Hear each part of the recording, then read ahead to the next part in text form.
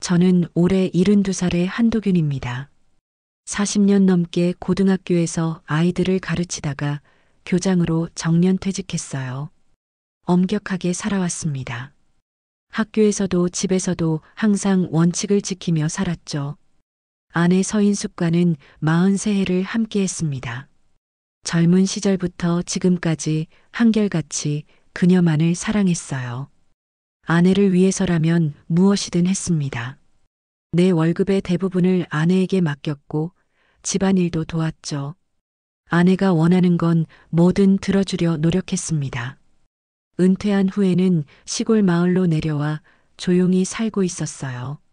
작은 정원을 가꾸며 평온한 노년을 보내고 있었죠.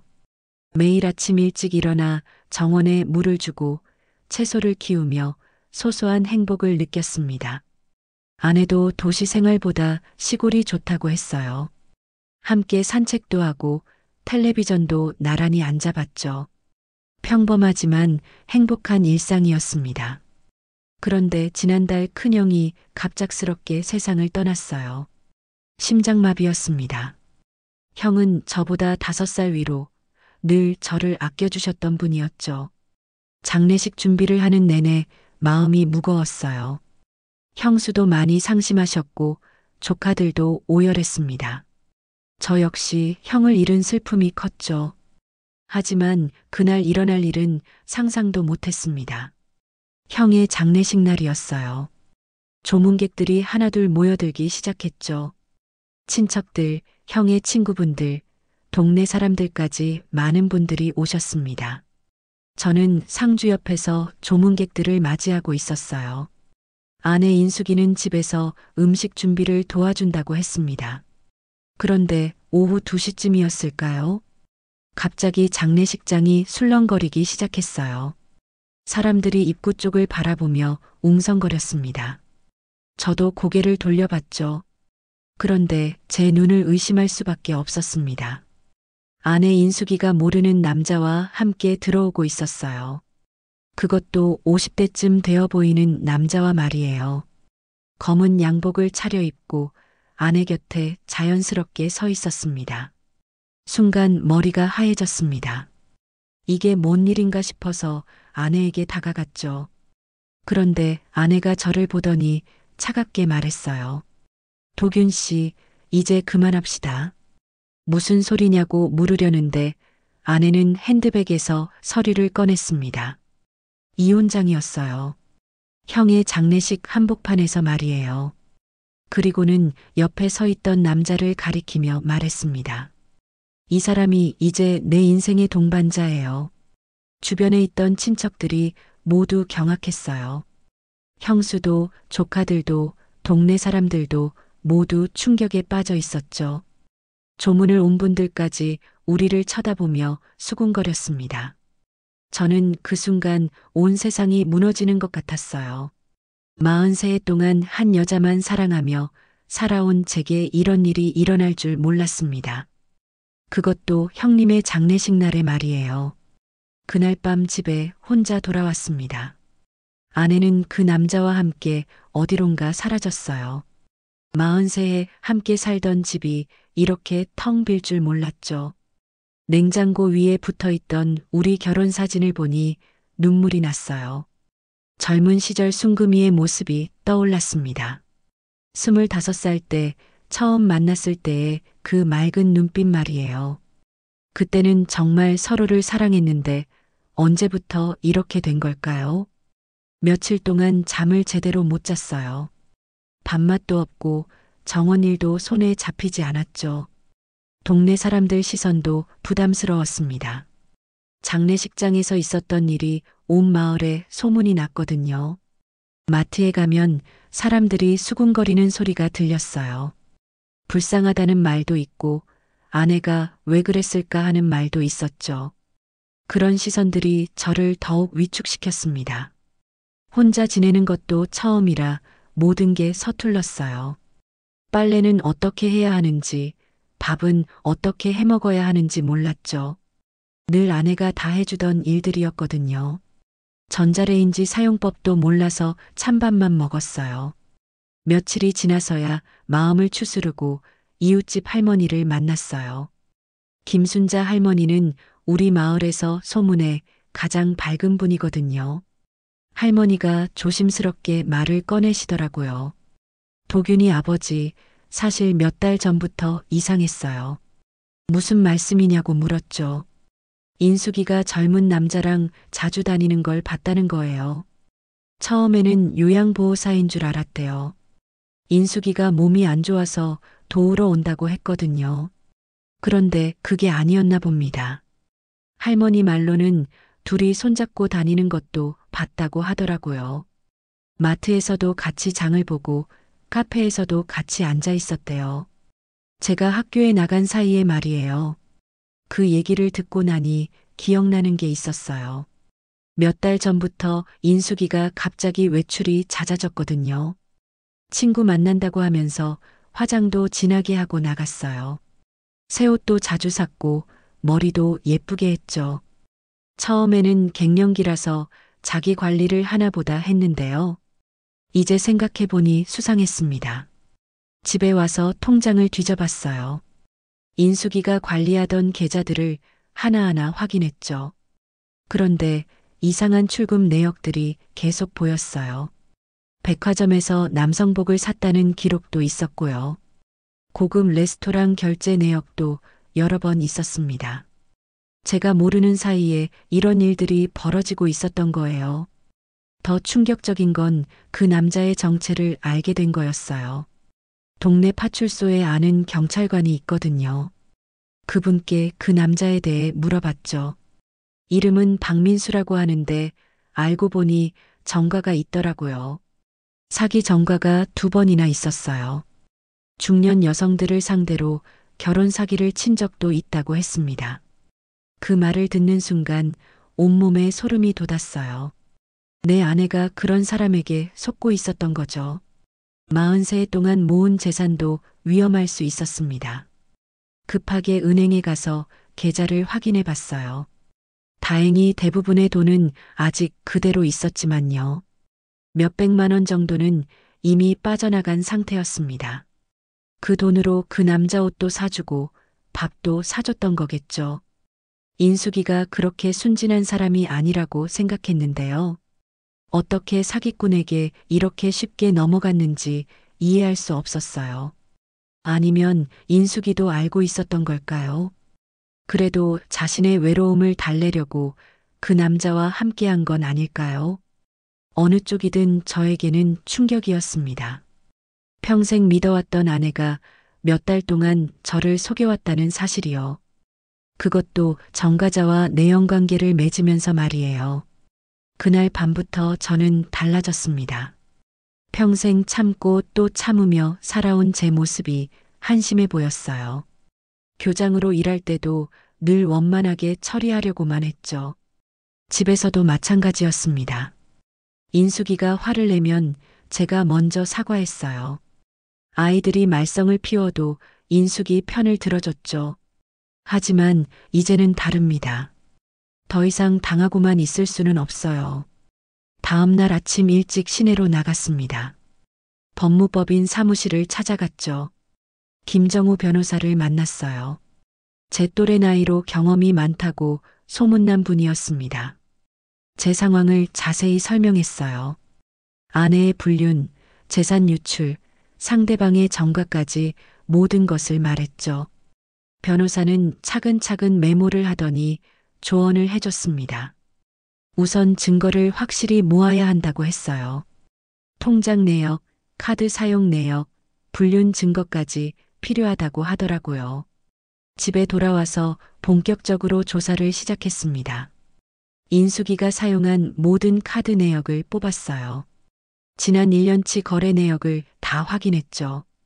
남성복 구매, 고급 레스토랑 결제, 모텔 사용료까지 모든 게 다 나와 있었습니다. 정말 세세하게 기록을 정리했어요. 날짜별로, 금액별로, 장소별로 분류했죠.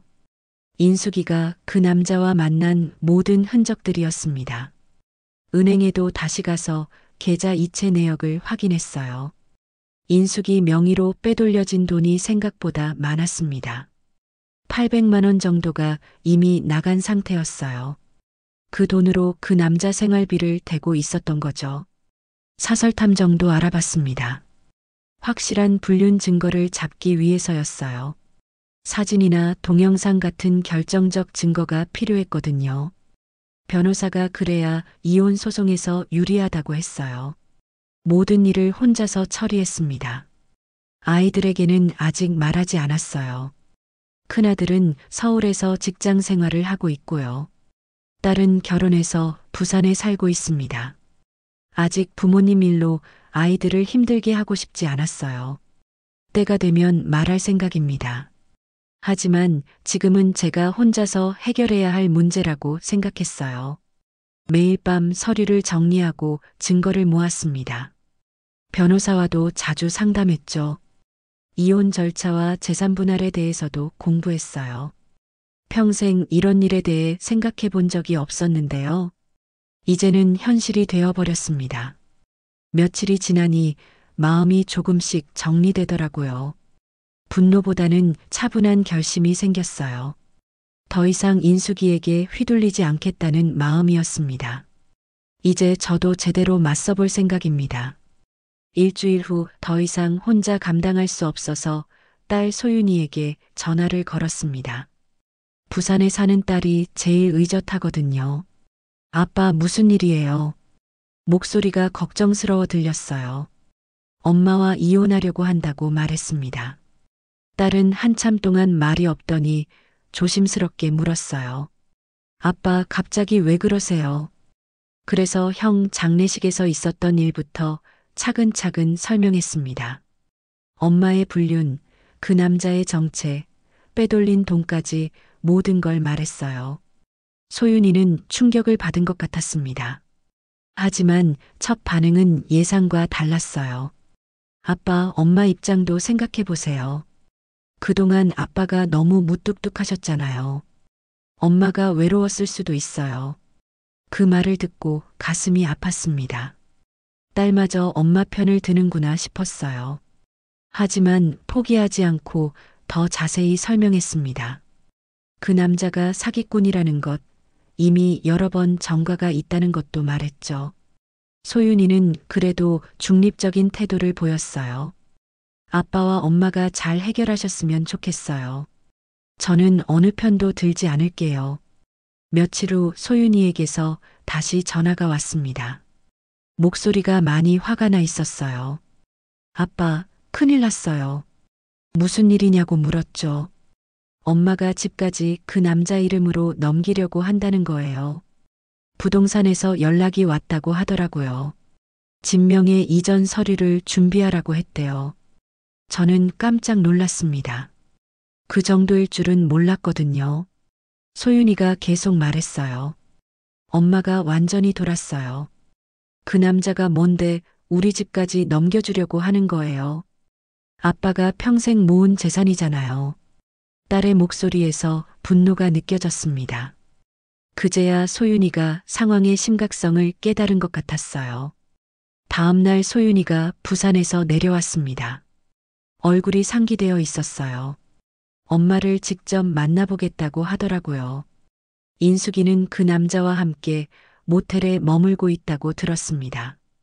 소윤이가 그곳에 찾아갔어요. 저는 집에서 기다렸죠. 2시간 후에 소윤이가 돌아왔는데 얼굴이 새하얗더라고요. 아빠, 엄마가 완전히 다른 사람이 되었어요. 그 남자 앞에서는 완전히 다르게 행동하더라고요. 애교도 부리고 어린애처럼 굴고요. 보기가 민망할 정도였다고 했습니다. 소윤이가 진명의 이전은 안 된다고 말했대요. 그런데 인숙이가 화를 내면서 소리를 질렀다고 하더라고요. 내 인생이야. 내가 뭔데 간섭하냐고요. 소윤이는 그런 엄마를 처음 봤다고 했습니다. 아빠, 절대로 물러서지 마세요. 엄마가 지금 너무 나갔어요. 그 남자가 엄마를 완전히 조종하고 있는 것 같아요. 딸이 저를 지지해주니 마음이 조금 놓였습니다. 하지만 한편으로는 가족이 이렇게 갈라지는 게 슬펐어요. 소윤이도 많이 상처받은 것 같았거든요. 그날 밤 소윤이와 오랫동안 대화를 했습니다. 앞으로 어떻게 해야 할지 함께 의논했어요. 이제 혼자가 아니라는 생각에 조금 힘이 났습니다. 소윤이와 상의한 후 본격적인 반격을 시작했습니다. 김정우 변호사와 함께 법원에 가압류 신청서를 제출했어요. 인숙이 명의로 된 모든 재산에 대해서였습니다. 집도 예금도 주식도 모두 포함했죠. 변호사가 말하길 이혼 소송 중에는 재산 처분을 막을 수 있다고 했어요. 다행히 가압류가 받아들여졌습니다. 인숙이는 더 이상 마음대로 재산을 처분할 수 없게 되었어요. 그 남자 박민수에게 집을 넘기려던 계획도 무산된 거죠. 인숙이에게서 화가 난 전화가 왔습니다. 당신이 뭔 권리로 내 재산을 묶어 놓느냐고 소리를 질렀어요. 저는 차분하게 대답했습니다. 부부 공동 재산이니까 당연한 절차라고요. 그런데 며칠 후 예상치 못한 일이 벌어졌어요. 박민수가 지역 언론과 인터뷰를 했다는 소식을 들었습니다. 인터넷 뉴스에 기사가 올라왔더라고요. 제목이 가관이었어요. 진정한 사랑을 방해하는 고집불통 남편. 기사 내용을 보니 화가 났습니다. 박민수는 자신과 인숙이는 순수한 사랑 사이라고 주장했어요. 나이 차이가 있지만 진실한 마음으로 만났다고 했죠. 도균 씨가 아내를 이해하지 못해서 생긴 일이라고 덧붙였습니다. 완전히 피해자 코스프레를 하고 있었어요. 댓글들도 절반은 그들을 동정하는 내용이었습니다. 황혼 이혼이 늘어나는 시대니까 이해한다는 글들이요. 저는 더 이상 참을 수 없었습니다. 소윤이와 상의해서 직접 해명 영상을 만들기로 했어요. 요즘은 일반인도 유튜브나 사회관계망 서비스를 쓰잖아요. 소윤이가 영상 촬영을 도와줬습니다. 저는 사실관계를 차근차근 설명했어요. 박민수의 사기 전과 인숙이와의 불륜 기간, 빼돌린 재산 규모까지요. 통장 내역과 카드 사용 기록도 공개했습니다. 물론 개인정보는 가린 채로요. 진정한 사랑이라면 결혼한 여자에게 접근하지 않았을 거라고 말했어요. 요양보호사로 위장해서 접근한 것부터가 계획적 범죄라고 지적했죠. 영상을 사회관계망 서비스에 올리니 순식간에 퍼졌습니다. 조회수가 하루 만에 10만을 넘었어요. 댓글들도 완전히 바뀌었습니다. 사기꾼이 사랑을 운운하냐는 분노 댓글들이 대부분이었어요. 할아버지 힘내세요. 응원합니다. 같은 격려도 많았죠. 마을 주민들의 반응도 달라졌습니다. 처음에는 저를 동정 어린 눈으로 보던 분들이요. 이제는 적극적으로 지지해 주시더라고요. 김순자 할머니는 제게 와서 말했어요. 도균이 아버지가 잘했어요. 그런 나쁜 놈들한테 당하면 안 되죠. 마트 사장님도 저를 보면 엄지손가락을 치켜 세워주셨어요. 동네 이장님까지 나서서 도와주겠다고 하시더라고요. 박민수와 인숙이는 여론이 악화되자 모습을 감췄습니다. 모텔에서도 나와서 어디론가 피해버렸어요. 하지만 가압류 때문에 마음대로 움직일 수도 없는 상황이었죠. 저는 이제 한 걸음씩 제 권리를 되찾아가고 있다는 확신이 들었습니다. 더 이상 당하고만 있을 한도균이 아니었어요. 한 달 후 예상치 못한 소식이 들려왔습니다. 박민수가 경찰에 체포되었다는 거예요. 김정우 변호사가 전화로 알려줬습니다. 다단계 건강식품 사기 혐의였어요. 여러 중년 여성들을 상대로 수억 원을 뜯어낸 혐의였죠. 인숙이와 만나기 전부터 벌이던 일이었다고 합니다. 건강식품 회사 사장이라고 속이면서 투자금을 받아 챙겼어요. 수십 명의 피해자들이 고발했다고 하더라고요. 박민수는 인숙이에게도 거짓말을 했던 거였습니다. 요양보호사가 아니라 사기꾼이었던 거죠. 제가 조사한 게 맞았어요. 뉴스에도 나왔습니다. 50대 남성, 다단계 사기로 구속. 피해 규모만 30억 원이 넘는다고 했어요. 그 기사를 보니 속이 시원했습니다. 정의가 승리한 것 같았어요. 며칠 후 인숙이에게서 전화가 왔습니다.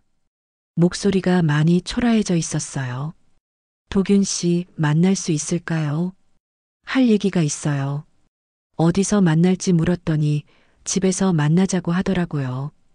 오랜만에 인숙이가 집에 왔습니다. 많이 야위어 보였어요. 화장기도 없고 옷차림도 수수했죠.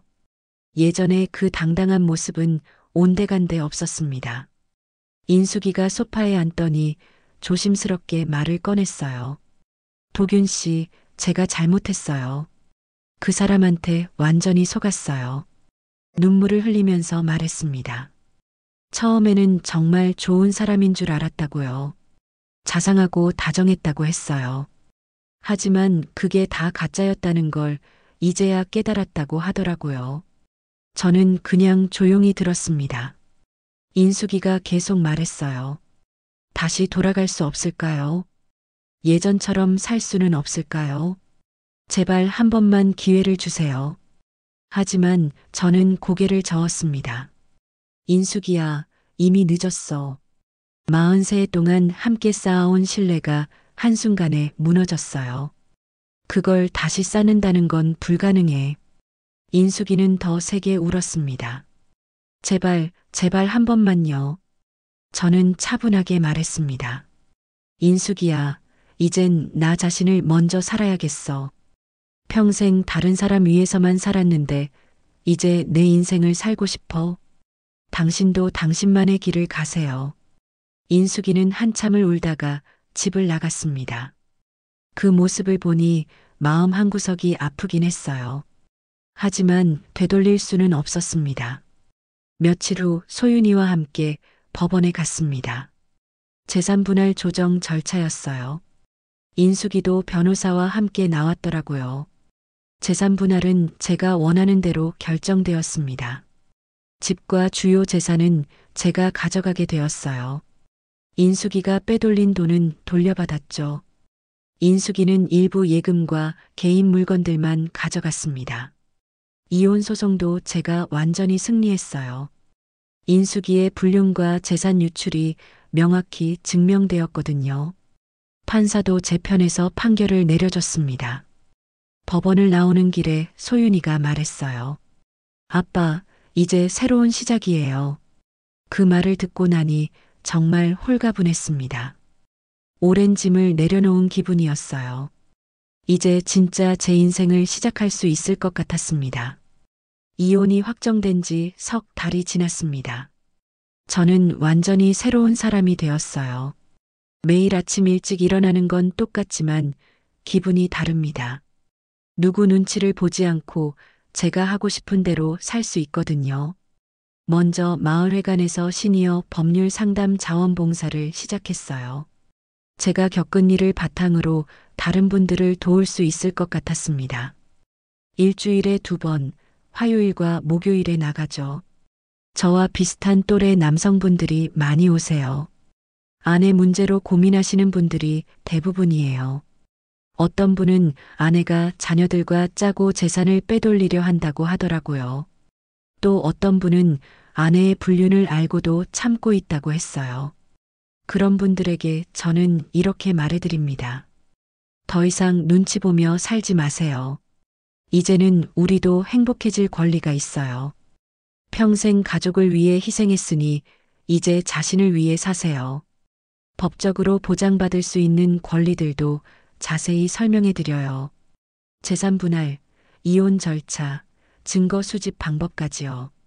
제 경험담을 들려드리면 모든 분들이 놀라세요.